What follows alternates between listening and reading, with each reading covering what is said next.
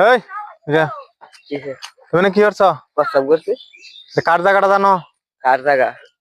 আমার চিনো না আপনি কেডা? এই গাছটা দেখছো না?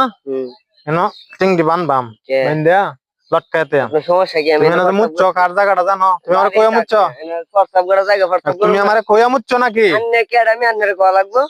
মোটটা এখনই পরিষ্কার করে দেবা। আপনি আর নাইলে এই ছেলে ধরো আমার বাড়ি কই? বাড়ি কই? আমার বাড়ি এই জায়গায়।